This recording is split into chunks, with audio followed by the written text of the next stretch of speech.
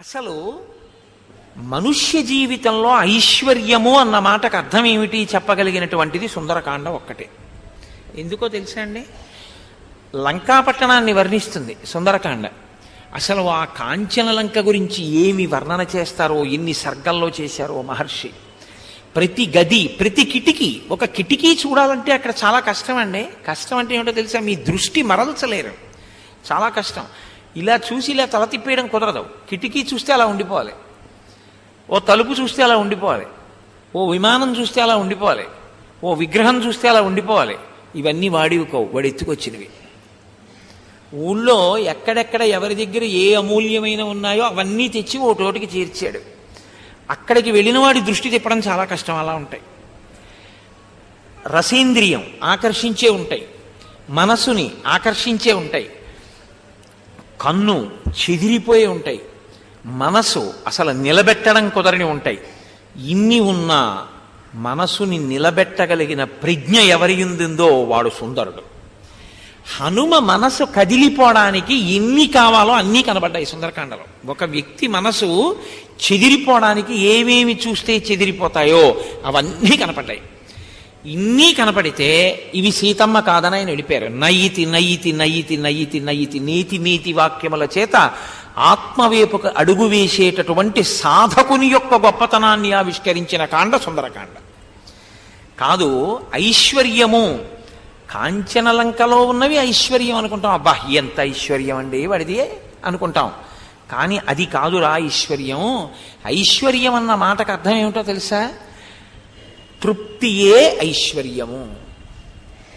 తృప్తియే ఐశ్వర్యం అండి. మీరు ఆలోచించండి నేనన్నమాట. ఒక ఆయనకి బ్లాక్ అండ్ వైట్ టీవీ ఉంది, ఇంతకన్నా ఏమిటండి అంటాడు. ఒక ఆయనకి మంచి కలర్ టీవీ ఉంది, ఇవి ఏదో డివిడియో విసిడియో ఉన్నాయి, రిమోట్లు ఉన్నాయి, ఇన్ని ఉన్నాయి. ఆయనకి ఇంకా ఎక్కడో విదేశాల్లో ఎక్కడో ఏదో ఉంది, అది ఉంటే ఎంత బాగుండోనండి అంటాడు.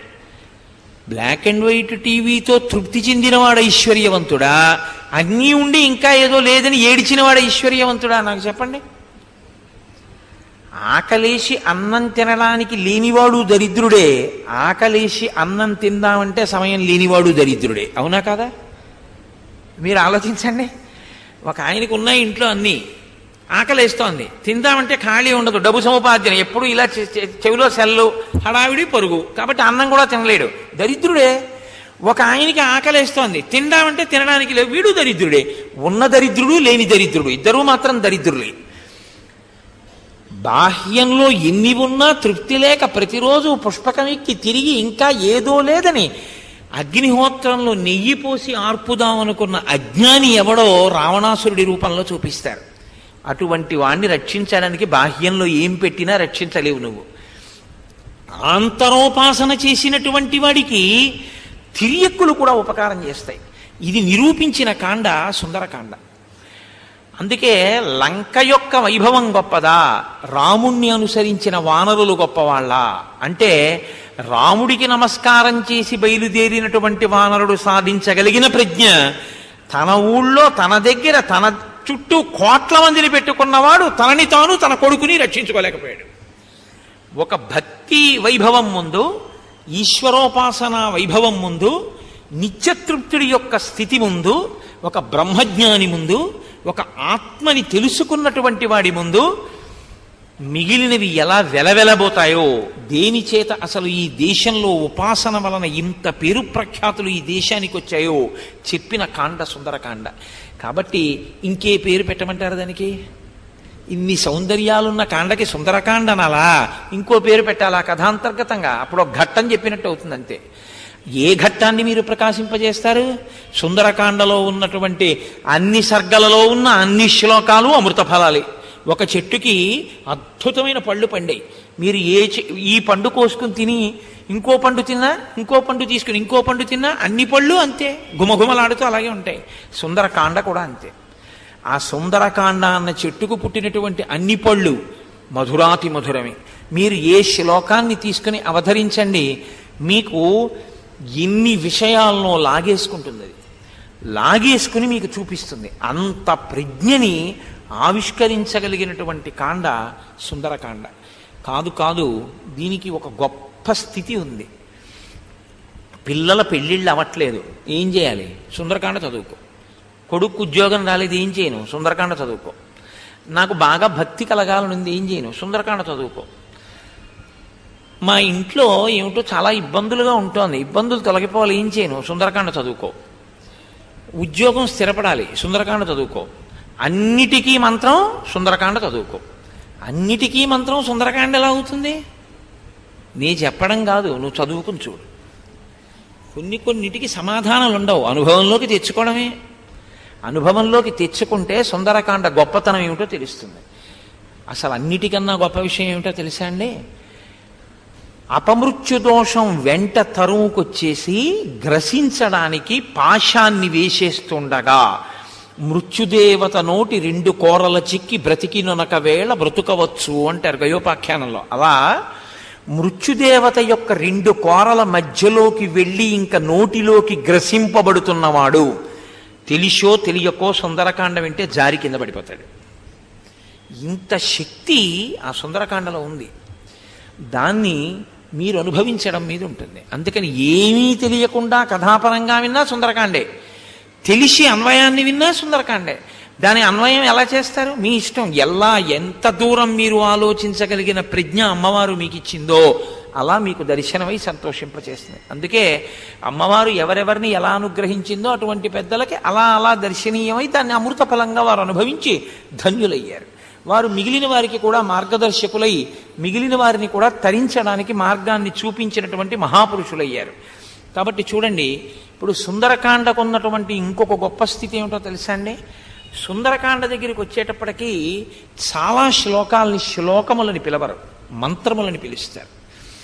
అంటే మరి చాలా అక్షరాలు ఉంటాయి కదండి. మరి అప్పుడు చాలా అక్షరాలు ఉంటే దాన్ని ద్వాదశాక్షరి అనాలా, పంచాక్షరి అనాలా, షడక్షరి అనాలా? మాలామంత్రము అన్ని అక్షరములతో ఉంది కాబట్టి అది శ్లోకమైన మాలామంత్రం అంటారు. అది చాలా గొప్ప ఫలితాన్ని ఇవ్వగలిగినటువంటి స్థితిలో ఉంటుంది. కేవలం విన్నంత మాత్రం చేత, పారాయణ చేత, చదువుకోవడం వల్ల, వినడం వల్ల అంత శక్తిని ఆవిర్భవింపచేసేటటువంటి కాండ సుందరకాండ. సరే, సుందరకాండ అన్న పేరు ఎందుకు వచ్చింది అన్నది ఒక్కటే నా ప్రసంగం కాదుగా సుందరకాండ చెప్పడం. కాబట్టి ఎక్కడెక్కడ సౌందర్యం ఉందో అక్కడక్కడ అందుకు కదా సుందరకాండ అని అంటూనే ఉంటాను. కాబట్టి ముందే అంటూ ఉండడం ఎందుకు? ఏదో పరిచయానికి 4 మాటలు మీకు తెలియదని కాదు. కాబట్టి సుందరే సుందరో రామ, సుందరే సుందరీ కథ, సుందరే సుందరీ సీత, సుందరే సుందరం వనం, సుందరే సుందరం మంత్రం, సుందరే సుందరం కపి, కిమ్న సుందరం. అందులో సుందరం కాంతి ఏమిటి? అన్నీ సౌందర్యమే, అన్నీ సుందరమే, అన్నీ అందమే, అంతా ఆనందమే. కాబట్టి ఇప్పుడు సుందరకాండని ప్రారంభం చేస్తూ మహర్షి అంటారు, తతో రావణనీతాయా సీతాయా శత్రుకర్షణ ఏష పదమన్వేష్టం చారణాచరితే పథి. తతో రావణనీతాయా, తత్ అన్న మాటతో ప్రారంభం చేశారు. సుందరకాండని తత్తుతో మొదలుపెట్టి తత్తుతో పూర్తి చేశారు. తతో రావణనీతాయా అంటూ ఇక్కడ ప్రారంభం. తతో మయా వగ్విదధీన భాషిత అన్న శ్లోకంతో పూర్తి. ఆ తత్తకి ఈ తత్తకి మధ్యలో మనం ఉన్నాం. మనం ఏమవుతామంటే తత్వమసి అవుతాం ఆఖరికి. అది నువ్వు అవుతావు సుందరకాండ బాగా అర్థమైతే. కాబట్టి 2 తత్తులు మంగళాచరణంతో ప్రారంభం. తతో రావణనీతాయా, రావణుని చేత అపహరింపబడినటువంటి సీతమ్మ తల్లి ఉన్న జాడ కనిపెట్టడం కొరకని శత్రువులను మర్దించినటువంటి హనుమ చారణులు ప్రయాణించేటటువంటి మార్గంలో ప్రయాణించి వెళ్ళడానికి సంకల్పించి ఉన్నారు. అది ఆ శ్లోకానికి బాహ్యార్థం. ఈ శ్లోకంలో జీవం ఎక్కడంటే ఈయేష. అది చాలా పెద్ద మాట, 3 అక్షరాలు. కానీ ఇందులో రావణనీతాయా అన్న చోట రావణలో వా గాయత్రీ మహామంత్రంలో 12వ బీజాక్షరంతో ప్రారంభం. దాని యొక్క ఋషి, దాని యొక్క దేవత బహుశక్తివంతమైనటువంటి స్వరూపాలు. అది బీజాక్షర స్వరూపంగా దాన్ని అలా ఉంచండి. తతో రావణనీతాయా, రావణుని చేత అపహరింపబడినటువంటి సీతమ్మ తల్లి యొక్క జాడ కనిపెట్టడానికి శత్రుకర్షణుడైన హనుమ బయలుదేరారు. శత్రుకర్షణుడు అంటే హనుమకి శత్రువులు ఉండాలి కదండి. ఎవరో ఉండి హనుమ వాళ్ళని చంపి ఉండాలి. ఉంటే హనుమ ఫలానా శత్రువుల్ని చంపారని చెప్పచ్చు. మీరు కిష్కింధకాండలోనేగా మీకు కనపడ్డారు హనుమకి శత్రువులు ఎవరన్నా కనపడ్డం కానీ హనుమ చంపడం కానీ మీరు ఏమైనా విన్నారా? కిష్కింధకాండలో నేనేమైనా చెప్పినా మీకు? నాకైతే జ్ఞాపకం లేదు అలా చెప్పినట్టు. మరి ఎలా శత్రుకర్షణ అంటే, ఇక్కడ శత్రుకర్షణ బాహ్యంలో శత్రువుల్ని చంపడం చాలా తేలిక, అంతఃశత్రువుల్ని తొక్కి పట్టడం, అంతఃశత్రువుల్ని గెలవడం చాలా కష్టం. ఎందుకో తెలుసా అండి? వాళ్ళు ఎప్పుడూ ఉంటారు. బయట శత్రువు నిర్మూలింపబడతాడు. మీరు శారీరకంగా తీసేయచ్చు, శత్రువుని చంపేస్తాడు. రాముడు ఉన్నారనుకోండి చంపేస్తాడు, హనుమ ఉన్నారనుకోండి చంపేస్తాడు. కానీ చంపేయడం అన్నది కుదరదు అసలు. అంతఃశత్రువుల విషయంలో వాళ్ళు ఏమవుతారంటే నిర్వీర్యమవుతారంతే. కానీ అదును కోసం చూస్తూనే ఉంటారు, అలా ఎదురు చూస్తూ ఉంటారు. చిన్న అవకాశం చిక్కిందనుకోండి అంతే, ఊకలో పడ్డ నిప్పు కణం ఎలా రాజుకుంటుందో అలా రాజుకుంటుంది. కామక్రోధశ్చ లోభశ్చ దేహే తిష్టంతి తస్కరాః జ్ఞానరత్నాపహారాయ తస్మాత్ జాగ్రత్త జాగ్రత్త. ఈ కామ క్రోధ లోభ మద మోహ మాత్సర్యములనేటటువంటి అంతఃశత్రువులను నిగ్రహించగలిగినటువంటి ప్రజ్ఞాశాలి మాత్రమే చేయగలిగిన సంకల్పాన్ని సాధకుడైన హనుమ చేసి ఉన్నారు. అది ఆ శ్లోకానికి అర్థం. ఇప్పుడు ఆయన బాహ్య శత్రువుల్ని మర్దించడం కాదు, అంతఃశత్రువుల్ని మర్దించారు. అంటే లోపల ఉన్నటువంటి కామక్రోధాదులను గెలిచినటువంటి హనుమ ఏ దర్శనానికి, ఏది తెలుసుకోవడానికి పెడుతున్నారు? సీతమ్మ తల్లి జాడ బాహ్యం, ఆంతరం ఇవన్నీ గెలిచినటువంటి సాధకుడు చిట్ట చివర తెలుసుకోవాలనే ప్రయత్నం ఏమిటంటే, ఇది నేను కాదు, ఈ శరీరం కాదు, నేను ఆత్మ అన్న ఎరుకలోకి వెళ్ళాలి. నోటితో చెప్పడం కాదు, అబ్బే ఇది నేను కాదండి అని అలా ఉపన్యాసాలు చెప్పడం కాదు. ఇది నేను కాదు, లోపల ఉన్న వస్తువు నేనన్న అనుభవమునందు స్థిరపడాలి. స్థిరపడి దీన్ని సాక్షిగా చూడగలిగినటువంటి ప్రజ్ఞలోకి వెళ్ళగలగాలి. అది ఇప్పుడు నేను నోటితో చెప్పినంత తేలిక అని మీరు అనుకోవద్దు, చాలా చాలా కష్టం. ఎందుకు ఈ మాట అంటున్నానో తెలుసా అండి? ఇప్పుడు నేను ఇది చెప్పాను, ఆ ఫ్యాన్ ఆరిపోనివ్వండి, నేను ఇలా చూస్తాను, చూసి అలా చూస్తాను, అయ్యో ఫ్యాన్ ఆరిపోయింది పెట్టండి నేను అంటే, దీని యొక్క సుఖమునందు నాకు తాదాత్మ్యత ఉంది, అందుకే అది ఆరిపోతే నేను దాని వంక చూస్తాను. ప్రాజ్ఞులైన వారు దుఃఖపడుతున్న దీన్ని సాక్షిగా చూస్తారు. ఇది ఎలా ఉంటుందంటే, ఆరిపోయిన ఫ్యాన్ని నేను ఎలా చూస్తానో బాధపడుతున్న దీన్ని, పాపం ఇది బాధపడుతోందని చూస్తారు. ఓ కుక్క ఓ కారు కింద పడి తన్నుకుంటోంది అనుకోండి, తన్నుకుంటున్నటువంటి కుక్కను ఎలా చూస్తారో బాధపడుతున్న దీన్ని అలా చూస్తారు. ఇది బాధపడుతోందంటారు, మనం నేను బాధపడుతున్నానంటాం, నాకు జ్వరం వచ్చిందంటాం. దీని బాధ మన బాధ, వారికి దీని బాధకి వారు సాక్షి. ఇది ఇప్పుడు నేను నోటితో చెప్పినంత తేలిక కాదండి, చాలా చాలా కష్టం. భగవాన్ రమణులకి సర్కోమా వస్తే ఆపరేట్ చేస్తానన్నారు. ఆయన అన్నారు, ఆపరేట్ చేస్తే చేసుకోండి, దాన్ని కోసుకుంటారా పుండుని, కోసుకోండి మీ ఇష్టం అంటే, వాళ్ళు అన్నారు కాదు చెయ్యి తీసేస్తా ఉన్నారు. ఆయన అన్నారు, నా అదృష్టం ఈ చేతి మీద పుట్టింది కాబట్టి చెయ్యి తీస్తానన్నారు.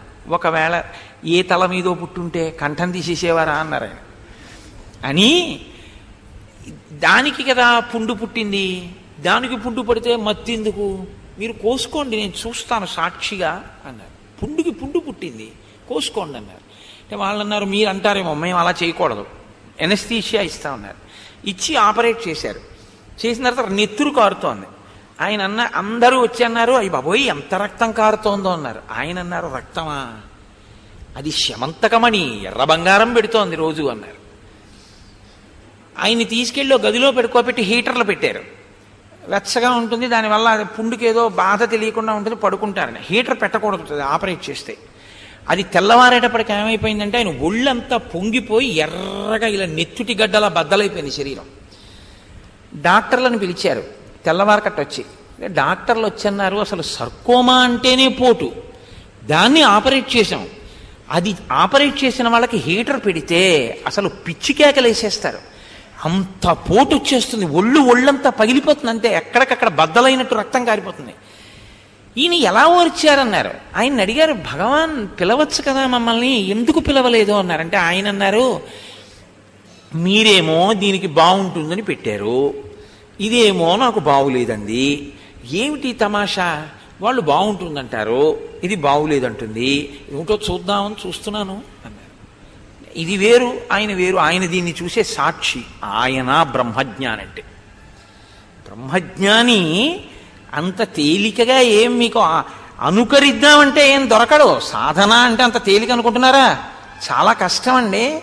కాబట్టి తతో రావణనీతాయా సీతాయా శత్రుకర్షణ, మహానుభావుడైనటువంటి హనుమ శత్రువులను మర్దించినటువంటి వారై, అంతఃశత్రువులను అణచినటువంటి వారై, ఆయన రావణుని చేత అపహరింపబడిన సీతమ్మ జాడ కనిపెట్టడానికి వెడుతున్నారు.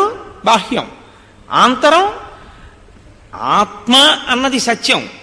కానీ ఆత్మని మరిచిపోయి ఇది నేను, ఇది నేను, ఇది నేను అనుకుని నేను వెళ్ళిపోతానర్రోయ్, నేను వెళ్ళిపోతానర్రోయ్, నేను ఉండనర్రోయ్ అనేది వికారాలు చూపిస్తుంటుంది.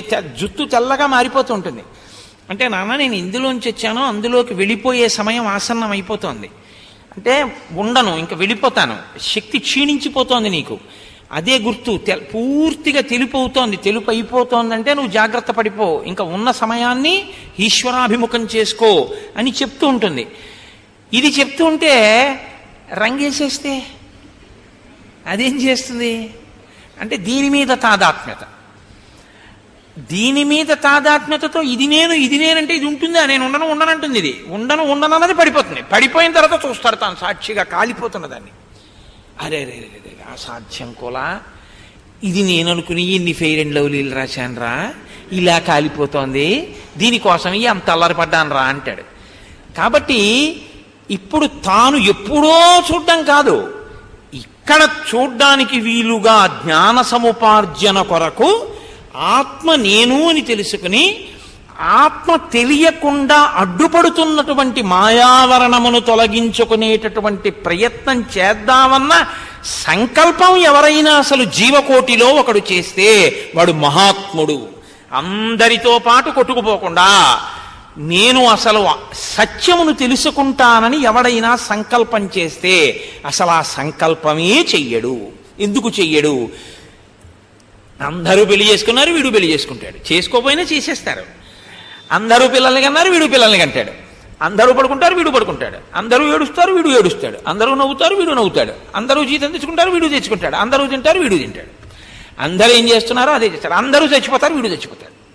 తప్ప అందరూ తెలుసుకోవడానికి ఇష్టపడింది తెలుసుకుంటాననేవాడు లోకంలో ఉండడు. అలా ఎవడైనా అంటే ఈ ఏషా, ఆ సంకల్పం చాలా గొప్పది. అలా అన్నవాడెవడో వాడు ప్రాజ్ఞుడు, వాడు మహాపురుషుడు, కారణజన్ముడు. అటువంటి ఒక యోగి, ఒక సాధకుడి గురించి మాట్లాడుతోంది సుందరకాండ. కాబట్టి తతో రావణనీతాయా సీతాయా శత్రుకర్షణ ఇయేష పథమన్వేష్టం చరణాచరితే పథి. బాహ్యంలో రావణాసురుడి యొక్క జాడ కనిపెట్టాలి. రావణుడు ఎక్కడ ఉన్నాడు? సంపాతి చెప్పాడు. సంపాతి చెప్పింది నిజమైన నమ్మకం. కాలిపోయిన రెక్కలు వచ్చాయి కాబట్టి ఇప్పుడు అది నమ్మకం. ఇప్పుడు దాన్ని తిరస్కరించడానికి వీలు లేని ప్రబల సాక్ష్యం నాకిక్కడి నుంచి కనపడుతోందన్నాడు ఆయన. 100 యోజనముల సముద్రాన్ని గడచి వెళ్ళగలిగితే కాంచనలంకలో సీతమ్మ ఉంది. కాబట్టి ఇప్పుడు ఆయన బయలుదేరుతున్నారు. బయలుదేరుతున్నారు అంటే లంకని బాహ్యంలో చేరాలంటే సముద్రంలో ఈత కొట్టడం ఓ మార్గం, సముద్రంలో ఓడెక్కడం ఓ మార్గం. లేదు, కొన్ని యోగ విద్యలు తెలిస్తే సముద్రం మీద నడవడం కూడా ఒక మార్గం. ఎందుకంటే నీటి మీద నడిచేటటువంటి ప్రక్రియ, నీటి మీద తేలే ప్రక్రియ కొన్ని ఉంటాయి, యోగ సాధన చేత వస్తాయి. అదొక ప్రక్రియ. కాకుండా ఆకాశంలో వెళ్ళడం ఓ ప్రక్రియ. అసలు ఏదీ అంటుకోకుండా తాను పైనుంచి వెళ్ళిపోవడం అంటే ఈశ్వరుని యందు రమిస్తూ అన్నిటికీ సాక్షిగా ఉండి సాధన చేసేటటువంటి ప్రక్రియ, జ్ఞాన మార్గంలో వెళ్ళగలగడం. ఇప్పుడు తతో ఆయన ఎలా పెడుతున్నారు? చారణాచరితే పథి. చారణులు అంటే మీకు కిష్కింధకాండలోనే వచ్చింది. చారణులు అంటే వాళ్ళు ఎప్పుడూ కూడా లోకంలో మంగళకరమైనటువంటి వార్తలను తీసుకొచ్చి చెప్తూ ఉంటారు. మనం అది తెలుసుకోనప్పుడు వాళ్ళు వచ్చి చెప్తూ ఉంటారు. సుందరకాండలోనే కనపడ్డారు వాళ్ళు. హనుమకి కనపడ్డారు. సీతమ్మ కాలిపోయింది అనుకుంటుంటే చారణులు అనుకుంటూ వెళ్ళిపోతుంటే విని ఆయన సీతమ్మ బతికుందనుకున్నారు. చారణులు తిరిగే మార్గము అంటే భూమికి దగ్గరగా మంగళవార్తలు చెప్తూ తిరిగేటటువంటి అటువంటి వారి మార్గము.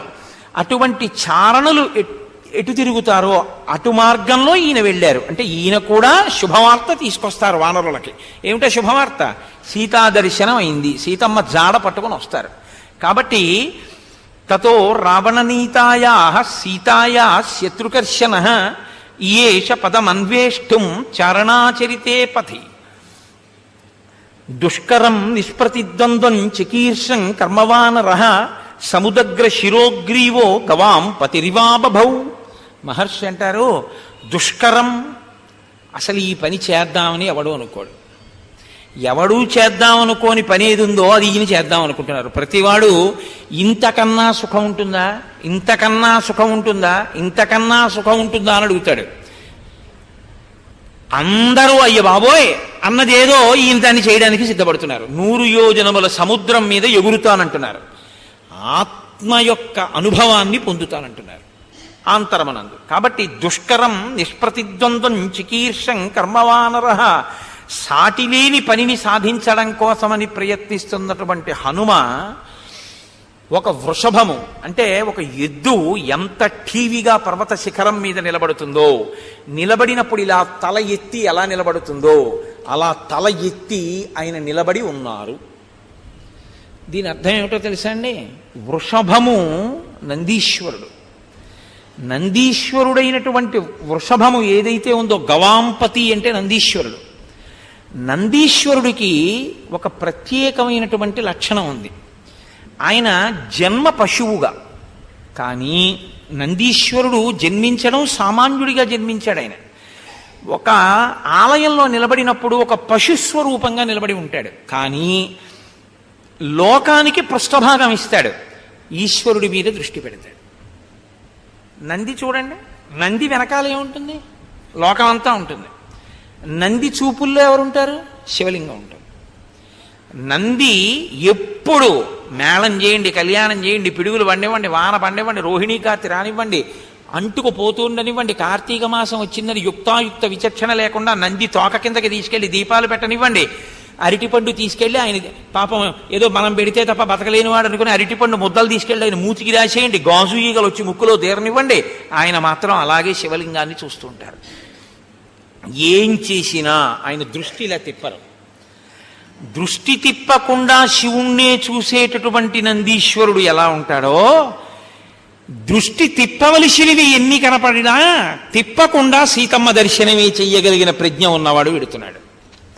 అసలు ముందు ఆ సునిశిత ప్రజ్ఞ అంటే అన్నిటినీ చూస్తున్నా అన్నిటిలో ఆవిడ్ని చూడడం, ఆవిడ్ని వెతకడం. విశ్వమునందు విశ్వనాథుణ్ణి వెతకాలి, లోకమునందు లోకేశ్వరుణ్ణి వెతకాలి. మీరు ఎక్కడ వెతుకుతారు? ఇదే ఈశ్వరుడిగా కనపడాలి. ఇది ఇదిగా కనపడినంత కాలం మాయ, ఇది ఇదిగా కనపడకుండా ఇదంతా ఒకటిగా ఈశ్వరుడిగా కనపడింది అనుకోండి, ఈశ్వరుడు యొక్క అనుగ్రహాన్ని మీరు పొందేసినట్టు. కాబట్టి ఇప్పుడు ఆ దృష్టితో ఆయన వెడుతున్నారు. ఇది గవాం పతిరివా బభౌ, అటువంటి దృష్టికోణంతో ఒక నందీశ్వరుడు వెళ్ళినట్టు వెడుతున్నారు. కాదు, నందీశ్వరుడే శాపం ఇచ్చాడు. ఓరి రావణ, రేపొద్దున్న నీ ప్రాణం తీయడానికి వానరులు వస్తారు అన్నారు. ఆ శాపమిచ్చినటువంటి ఏ రుద్రతేజస్సుతో కూడిన నందీశ్వరుడు ఉన్నాడో ఆ నందీశ్వరుడు పరమశివుడు అభేదం. అందుకే నందికి శివుడికి మధ్యలోకి వెళ్ళాం. ఆ నందీశ్వరుడే, ఆ శివుడే అష్టమూర్తుల యందు వాయువు ఒకటి కనుక ఆయనే వాయుస్వరూపంగా తన తేజస్సుని అంజనాదేవి యందు పెట్టి పుత్రుడిగా పుడితే ఆత్మావై పుత్రనామాశి కనుక శివుడు ఇప్పుడు హనుమగా ఉన్నారు కనుక శివుడికి నందికి అభేదం కనుక నందియే లంకాపట్టణానికి వెడితే లంక యొక్క వినాశనము, రావణాసుని పతనము ప్రారంభమవుతోందని గుర్తు. లంక ఇన్నాళ్ళు ఇతరుల్ని ఏడిపించింది, లంక ఏడవడం మొదలవుతోంది. లంకలో ఇప్పటి వరకు ఏడుపులు లేవు. లంక ఏం చేస్తుందంటే ఇతరుల్ని ఏడిపిస్తుంది. ఇంకిప్పుడు లంక ఏమవుతోందంటే ఏడవడం మొదలు పెడుతోంది. ఎందుకని? ఇప్పటి వరకు ఏడిపించడమే, లోకాన్ని అరిచేటట్టు చేయడమే. రవయతి అసత్ప్రలాపాన్ కరయతీతి రావణ, వాడు పెద్దగా అరిచాడు కాబట్టి రావణ అని పేరు వాడికి. అటువంటి వాడు మొదటిసారి ఏడిచాడు జీవితంలో. కొడుకు చచ్చిపోయాడు. తన వాళ్ళు చచ్చిపోవడం అంటే ఏమిటో అప్పుడు తెలిసి వచ్చింది వాడికి. ప్రహస్తుడిని చంపారు హనుమ. లంకంతటినీ కాల్చారు. లంకలో ఏడవని వాళ్ళు లేరు. అందరినీ ఏడిపించిన వాళ్ళనందరినీ ఏడిపించేవాడు బయలుదేరుతున్నాడు. నందీశ్వరుడు కపిరూపంలో వెడుతున్నాడు. ఇది చెప్పడానికి గవాం పతిరిబా భభౌ, ఇదేం సామాన్యమైన పని కాదు. లంకని ఏడిపించడం అంటే ఒక్కడే వెళ్ళి కోట్ల మంది రాక్షస గణాలున్న చోటికెళ్ళి ఒక్కడు నిర్భయంగా తనెవరో చెప్పి ఎందుకు వచ్చారో చెప్పి ఏం చేశారో చెప్పి నన్ను నువ్వేం పట్టగలవరా అని చెప్పి దాటి వచ్చేసేయగలగడం, వాళ్ళని ఏడిపించి. ఇది మామూలు ప్రజ్ఞ కాదు. అందుకని దుష్కరం నిష్ప్రతిద్వంద్వం చికీర్షం కర్మవానరః సముదగ్ర శిరోగ్రీవో గవాం పతిరివా బభౌ అథ వైఢూర్యవర్ణేషు షద్వలేషు మహాబలః ధీరః శల్యకల్పేషు విచచార యథాసుఖం. అథ మళ్ళీ మంగళాచరణం. అథ వైఢూర్యవర్ణేషు షద్వలేషు మహాబలః, పచ్చగడ్డి మెత్తగా ఉంది ఆ మహేంద్రగిరి పర్వత శిఖరాల మీద.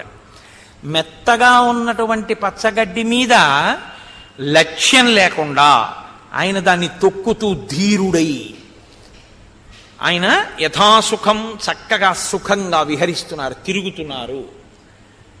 పచ్చగడ్డి మీద తిరగడానికి అంత పెద్ద అల్లరి ఏమిటండి? అది పెద్ద విశేషమా? అంటే పచ్చగడ్డి స్పర్శ సుఖాన్ని ఇస్తుంది. మీరు ఎప్పుడైనా మెత్తటి పచ్చగడ్డి మీద నడిస్తే, పచ్చిగడ్డి మీద చాలా ఎంత హాయిగా ఉందో ఈ పచ్చిగడ్డిలో నడుస్తుంటే అంటారు. సుఖము అన్నది స్పర్శ చేత అనుభవింపబడుతుంటుంది ఎక్కువగా. అటువంటి సుఖములను త్రోసిరాదని ప్రయత్నపూర్వకంగా కష్టమైనది అని మనకనిపించేదాన్ని కష్టమని అన్నది కూడా తెలియని స్థితిలోకి వెళ్ళగలిగిన వాడు వెళుతున్నాడని చెప్పడం. ఇది కొంచెం కష్టంగా ఉంటుంది. నేను చెప్పిన మాట మీకు నాకు తెలుసు, ఏమిటో నీకే అర్థమైందా నువ్వు అన్నమాట ఏమిటో అనుకుంటారు మీరు. మొదట చూసిన వాడికి ఏమనిపిస్తుంది అంటే అయ్యి బాబోయ్ ఎంత కష్టం అండి అది అనిపిస్తుంది.